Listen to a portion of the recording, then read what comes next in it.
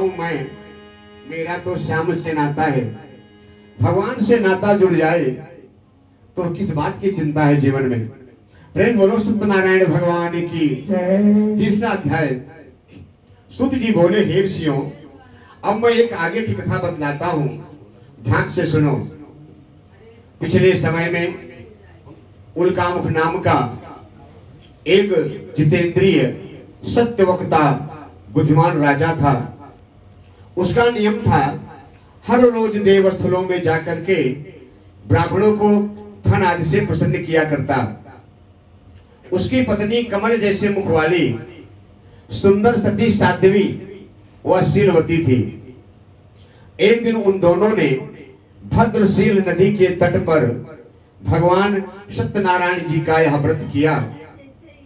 जब वे दोनों इस व्रत को कर रहे थे, तभी एक साधु वैश्य वहां पर आया। साधु वैश्य के पास व्यापार के लिए काफी धन था। साधु वैश्य ने नौका को किनारे लगाई और राजा को जब व्रत करते हुए देखा साधु वैश्य ने, तो वहां पर गया, नमस्कार किया और अवसर देख करके पूछा कि हे राजन, ये आप श्रद्धा भक्ति के साथ कर क्या रहे हो? इसको करने से लाभ क्या है, मुझे बताएं। राजा ने कहा कि साधु वैश्य, पुत्र प्राप्ति की इच्छा से मैं महाबली भगवान सत्यनारायण जी का ये व्रत कर रहा हूं। राजा के ऐसे वचन सुनकर साधु वैश्य मन में बहुत प्रसन्न हुआ। उसने सोचा, क्या ऐसा कोई उपाय है क्या जिसको करने से संतान की भी प्राप्ति हो जाती है? बहुत प्रसन्न हुआ। पूछा, राजन, हमें आप व्रत का सारा विधि विधान बताएं। आपके कहने के अनुसार मैं भी इस व्रत को करूंगा, क्योंकि मेरे भी घर में कोई संतान नहीं है। मुझे विश्वास है कि इस व्रत को करने से हमारे घर में कोई न कोई संतान अवश्य होगी। राजा उल्कामुख ने साधु वैश्य को व्रत का सारा विधि विधान बताया। राजा से सारा विधि विधान जान करके साधु वैश्य आनंद पूर्वक सबसे पहले अपना व्यापार कार्य किया और व्यापार कार्य करके अपने घर को आया। घर आकर के अपनी पत्नी लीलावती से संतान देने वाले व्रत के बारे में बता करके कहा कि जब हमारे घर में कोई संतान होगी तब हम इस व्रत को अवश्य करेंगे। ऐसा संकल्प उन दोनों ने भगवान को साक्षी मान करके लिया। राजा के द्वारा दिए गए प्रसाद को ग्रहण किया। समय बीतता गया। भगवान सत्यदेव की कृपा से उसकी पत्नी गर्भवती हुई। 10वें मास में उसने एक कन्या को जन्म दिया। वह कन्या चंद्रमा की कला की तरह नित्य बढ़ने लगी, इसलिए उसका नाम कलावती रखा गया। जब कन्या का नामकरण संस्कार हो गया, तब साधु वैश्य की पत्नी लीलावती अपने पति साधु वैश्य से कहा, स्वामी, हमने व्रत का संकल्प लिया था, अतः हमें उस व्रत को अब कर लेना चाहिए। उस समय साधु वैश्य ने अपनी पत्नी को यह कह के समझा दिया कि हे प्रिय, जब हम अपनी पुत्री का विवाह करूंगा उसी समय हम इस व्रत को कर लेंगे। पत्नी के बार बार कहने के बावजूद भी साधु वैश्य ने भगवान के उस कार्य को आगे बढ़ाया जिसका उसने संकल्प लिया था। साधु वैश्य के मन में विकार आ गया और पत्नी के बार बार कहने के बावजूद भी भगवान के उस कार्य को नहीं कर सका जिसका उसने संकल्प लिया था। पत्नी ने ज्यादा जब दबाव डाला तो कह दिया, आप क्यों चिंता करती हो, जब हम अपनी पुत्री का विवाह करूंगा उसी समय इस व्रत को हम कर लेंगे। ना तो भगवान कहीं पर जा रहे हैं, ना तो हम कहीं जा रहे हैं। अरे भगवान तो अपनी जगह पर ही रहेंगे, भगवान कहाँ जा सकते हैं, लेकिन अपना क्या भरोसा है, अगली सांस भी हम ले पाएंगे कि नहीं, इसकी क्या गारंटी है। मन में विकार आ गया। साधु वैश्य जितना बड़ा धनी व्यक्ति था, उतना ही बड़ा भगवान का वो भक्त था। लेकिन मन में विकार कब आ जाए इसका क्या भरोसा है, कहाँ कब मन बदल जाए विकारों का भरोसा क्या, उलझ मन मत बहारों में बहारों का भरोसा क्या, मन में कब विकार आ जाए इसका क्या भरोसा। पत्नी के बार बार कहने के बावजूद भी भगवान के कार्य को आगे बढ़ाया, अपनी पत्नी को समझा करके व्यापार कार्य के लिए चला गया। इधर पिता के घर में कलावती नित्य बढ़ने लगी, युवावस्था को प्राप्त हुई। काफी लंबे समय के बाद साधु वैश्य जब व्यापार कार्य करके घर वापस आया और सखियों के साथ खेलती अपनी पुत्री को जब देखा तो उसे विवाह योग जान करके अपने दूत को बुलाया, अपनी पुत्री के योग्य वर खोजने का आदेश दिया। साधु वैश्य की आज्ञा को पा करके दूत एक कंचनपुर नगर था, वहां पर गया, एक वैश्य पुत्र को लेकर के आया। साधु वैश्य ने उसे हर प्रकार से योग्य जान करके अपने बंद बांधुओं को बुला करके अपनी पुत्री का विवाह उसके साथ कर दिया। लेकिन दुर्भाग्यवश कन्या के विवाह के समय भी वह इस व्रत को करना भूल गया। फलस्वरूप भगवान उसके ऊपर क्रोधित हो गए। भगवान नाराज हुए, साधु वैश्य के ऊपर क्रोधित हुए, लेकिन अभी किसी प्रकार का कष्ट साधु वैश्य को भगवान ने नहीं दिया, क्योंकि भगवान नाराज होते हैं बहुत देर में और प्रसन्न होते हैं बहुत जल्दी। ऐसा स्वभाव है भगवान का, पूरा पूरा समय देते हैं जीव को सुधरने का, और उसके बाद जब बात समझ में नहीं आती और भगवान के द्वारा जब कष्ट प्राप्त होता है तो फिर बात और समझ में नहीं आती, और कोई समझाए तो क्रोध जो है डबल करके आता है। हमसे गलती हो ही नहीं सकती, हम गलत कर ही नहीं सकते। साधु वैश्य ने भगवान के कार्य को आगे बढ़ाया और विवाह करने के बाद अपने दामाद को भी अपने ही व्यापार कार्य में लगा लिया। समुद्र के निकट एक रत्नपुर नामक नगर था, वहां पर गया, एक वैश्य पुत्र को लेकर के आया, विवाह कर दिया साधु वैश्य ने। और समुद्र के निकट रत्नपुर नामक एक नगर था, वहां पर जाकर काफी लंबे समय तक व्यापार कार्य करता रहा, भगवान को बिल्कुल ही भूल गया। उसके बाद एक राजा चंद्रकेतु था, उसके नगर में गया, काफी लंबे समय तक व्यापार कार्य करता रहा, भगवान का उसको बिल्कुल ध्यान ही ना रहा। तब भगवान सत्यनारायण जी ने उसे प्रतिज्ञा भ्रष्ट जान करके श्राप दिया कि साधु वैश्य तुझे जीवन में बहुत कष्ट प्राप्त होंगे। और श्राप लगते ही साधु वैश्य के जीवन में समस्याएं उत्पन्न होना प्रारंभ हो गई। एक दिन श्राप के कारण कुछ चोरों ने राजा के धन को चुराया। पीछे से राजा के सैनिकों को आता हुआ देखा जब चोरों ने, तो चोरी का सारा सामान ले जाकर के साधु वैश्य के पास रख दिया।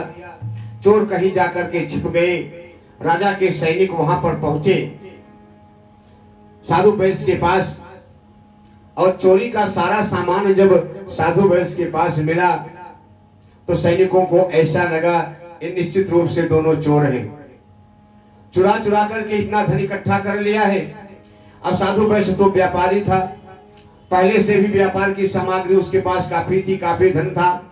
सैनिकों को ऐसा लगा ये चुरा चुरा करके इतना धन इकट्ठा कर लिया है, निश्चित रूप से दोनों चोर ही हैं, पकड़ लिया दोनों को।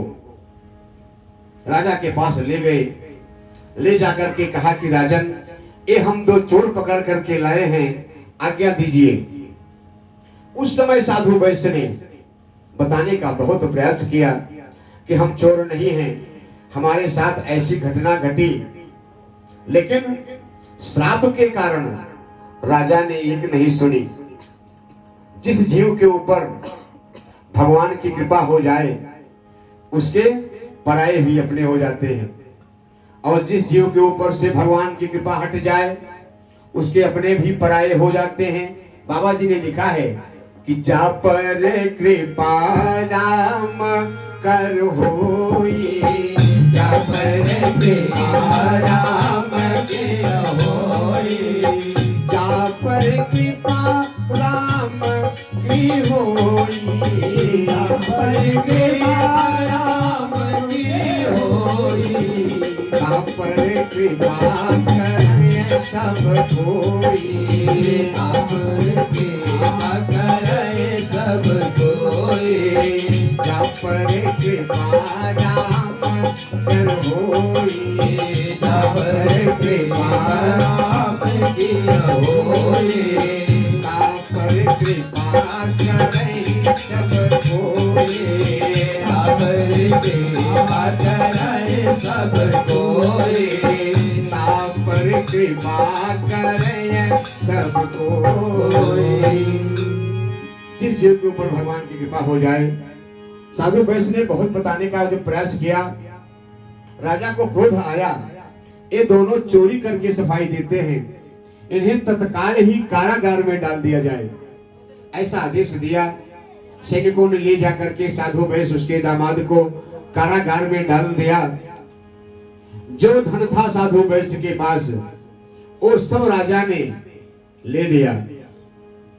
इधर साधु वैश्य के घर में साधु वैश्य की पत्नी और पुत्री घर में दुखी रहने लग गई, क्योंकि श्राप का जो असर था वो साधु वैश्य तक ही सीमित नहीं रहा, साधु वैश्य के घर भी पहुंच गया।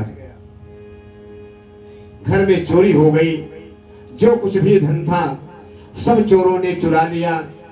वह दोनों माँ बेटी शारीरिक मानसिक पीड़ा को भोगते हुए भूख प्यास से दुखी होकर के अन्न की चिंता में घर घर भटकने लग गई। इतना बड़ा धनी व्यक्ति साधु वैश्य, और जितना बड़ा धनी व्यक्ति उतना बड़ा ही भगवान का भक्त, लेकिन मन में विकार आ जाने के कारण आज ऐसी स्थिति हो गई साधु वैश्य के घर में कि बिना भिक्षा मांगे एक समय का भी भोजन उसकी पत्नी और पुत्री को ना मिल पाता। ऐसी स्थिति हो गई घर में। एक दिन लीलावती ने अपनी पुत्री कलावती से पूछा, क्योंकि कलावती एक ब्राह्मण के घर में भगवान सत्यनारायण जी की एक कथा शाम के समय सुनने जाया करती, और ये बात उसने अपनी माँ को कभी नहीं बताया। देरी से आने के कारण जब माँ को चिंता हुआ तो पूछा, बेटी इतनी रात गई तो रुकती कहाँ है, तेरे मन में क्या है? तब कलावती ने तत्काल उत्तर देते हुए बताया कि ये माँ, एक ब्राह्मण के घर में मैंने मनोकामना पूर्ण करने वाला व्रत होते हुए देखा है। कलावती ने जब ऐसा कहा तो साधु वैश्य की पत्नी को भगवान सत्यनारायण जी का यह व्रत याद आ गया। उसने सोचा, आज तक हम भगवान की पूजा नहीं कर पाए, कहीं इसी कारणवश हमारे पति और दामाद कारागार में तो नहीं। अब मैं अपने सामर्थ्य के अनुसार भगवान की पूजा करूंगी, ऐसा संकल्प लिया मन में। सवेरा होने पर जाकर के भगवान के पूजन की सामग्री को लेकर के आई, अपने बंधु बांधुओं को सबको बुलाया, और सबको बुला करके भगवान सत्यनारायण जी के इस व्रत को श्रद्धा और विश्वास के साथ किया। बिना विश्वास के की गई पूजा पूर्ण रूप से काम नहीं करती। विश्वास से किया भगवान सत्यनारायण जी के इस व्रत को, और व्रत करके भगवान सत्यनारायण जी से अपने पति और दामाद के वापस आने का भगवान से वर मांगा। प्रार्थना किया कि प्रभु, कृपा करना तो आपकी आदत है, भक्तों पर तो आप निश्चित रूप से कृपा करते हैं, और हमें इस जहां का आसरा मिले ना मिले उसकी कोई चिंता नहीं, लेकिन आपका सहारा हमारे जीवन में बना रहे, बस भरोसा है तो केवल और केवल आप पर। आप निश्चित रूप से भक्तों पर कृपा करते हैं, तो हम पर भी कृपा करें। अपनी समस्या को भगवान से बताया और सुंदर प्रार्थना की कि आसरा इस जहां का मिले ना मिले, आसरा इस जहां का मिले ना मिले, मुझको तेरा सहारा सदा चाहिए। आसरा से जहाँ का मिले ना मिले, आसरा से जहां का मिले ना मिले, मुझको तेरा सहारा सदा चाहिए। आसरा से जहां का मिले ना मिले, आसरा से जहाँ का मिले ना मिले, मुझको तेरा सहारा सदा चाहिए। मुझको तेरा सहारा सदा चाहिए। चांद तारे आसमां में दिखे ना दिखे, चांद तारे आसमां में दिखे ना दिखे, मुझको तेरा नजारा सदा चाहिए। मुझको तेरा नजारा सदा चाहिए। आसरा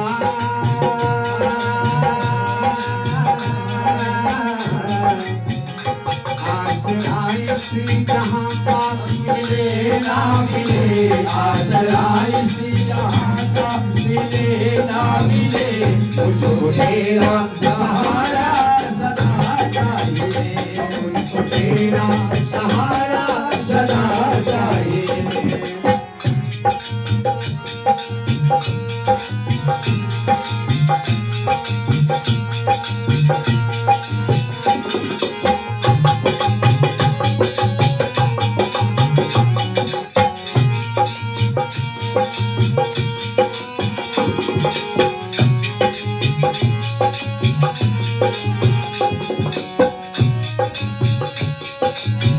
भगवान से प्रार्थना किया कि प्रभु इस मन की क्या, कभी बैराग है, कभी अनुराग है, कभी बैराग है, कभी अनुराग है, कभी बैराग है, कभी अनुराग है, कभी बैराग है, कभी अनुराग है, कभी बैराग है, कभी अनुराग है, कभी बैराग है, कभी अनुराग है। इस मन की बदलती यही चाल है, इस मन की बदलती यही चाल है। कभी अनुराग है, कभी बैराग है, कभी अनुराग है, कभी बैराग है। इस मन की बदलती यही चाल है। और इस मन की बदलती यही चाल है। तेरी चाहत की दुनिया बसे ना बसे, तेरी चाहत की दुनिया बसे ना बसे, मेरे दिल में बसेरा तेरा चाहिए, मेरे दिल में बसेरा सदा चाहिए। आसरा आसरा आसरा इसी जहाँ का मिले ना मिले, आसरा से जहाँ का मिले ना मिले, मुझको तेरा सहारा सदा चाहिए। सहारा सदा चाहिए।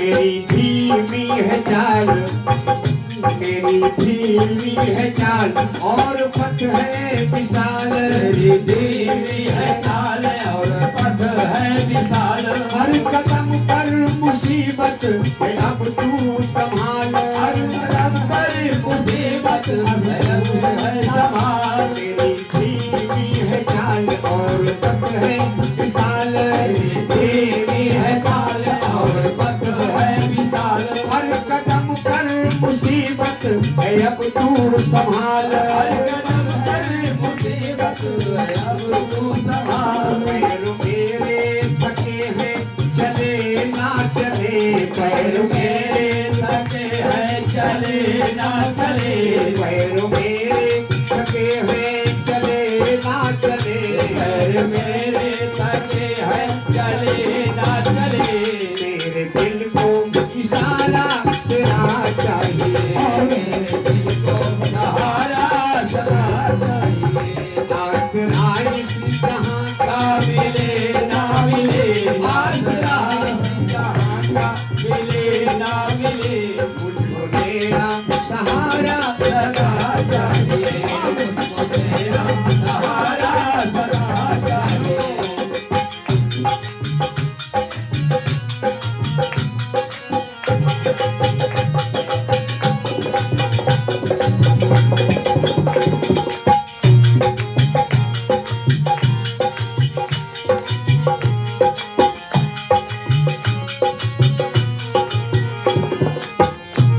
जग में खुशियां हैं कम और ज्यादा है गम।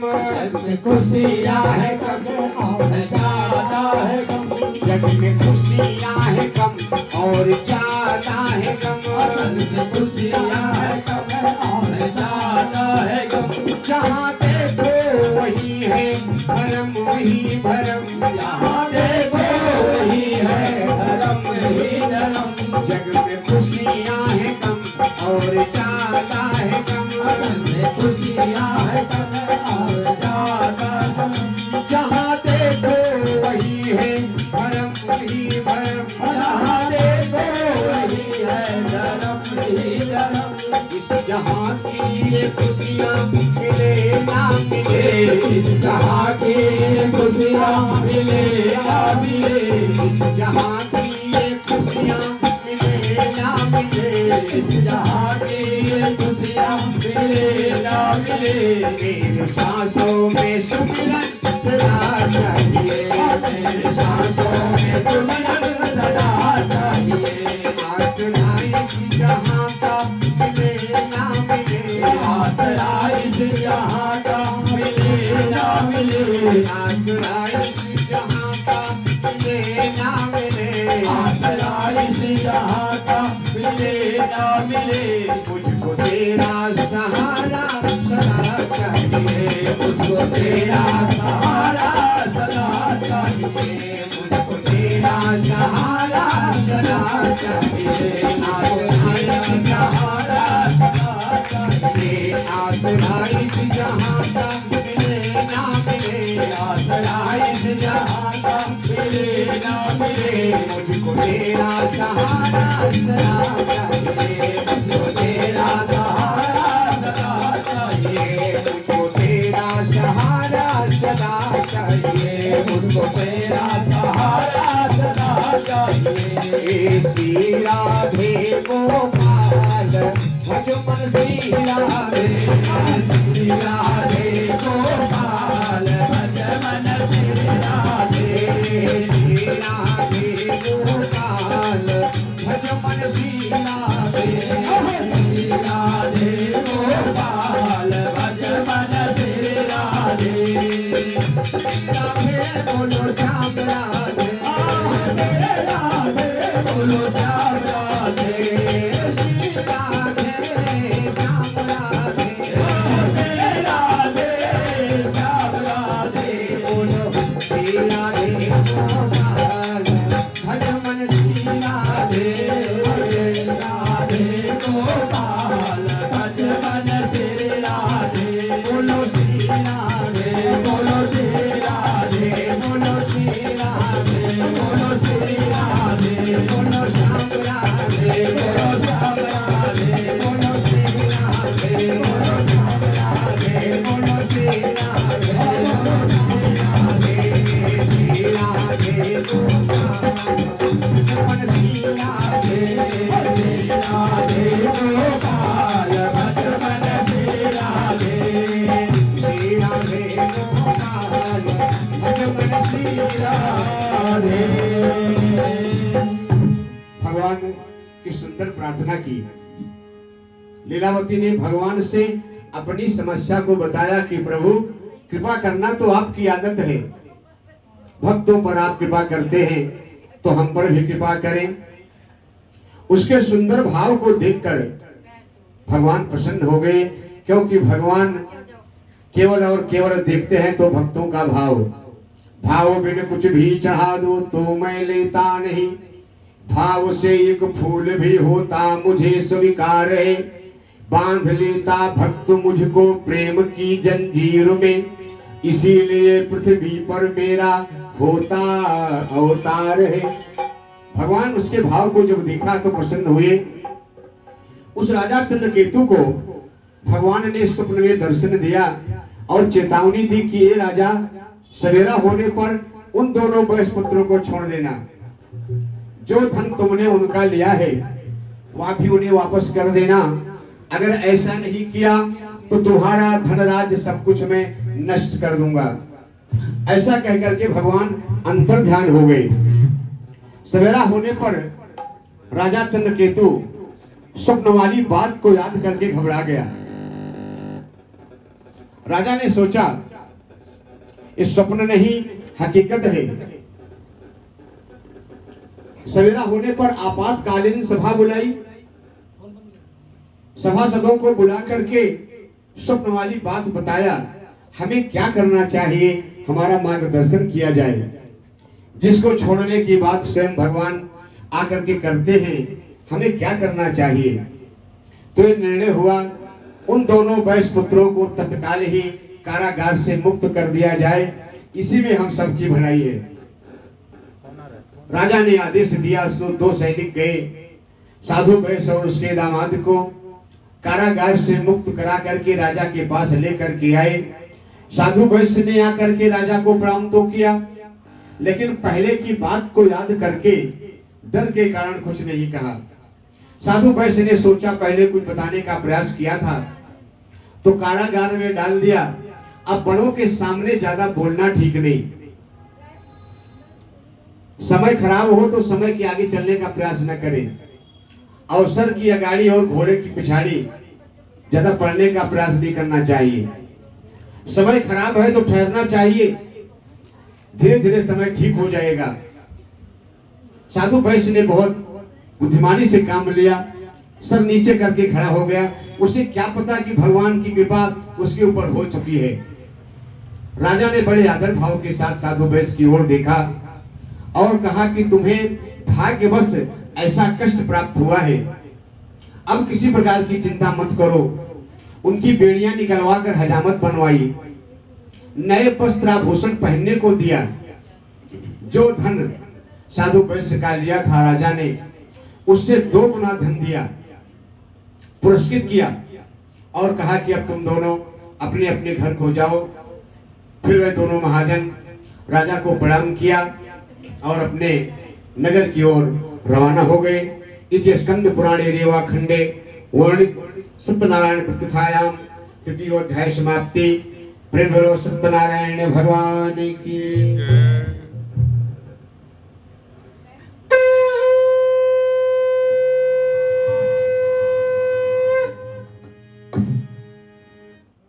प्रेम भरो सत्यनारायण भगवान की जय।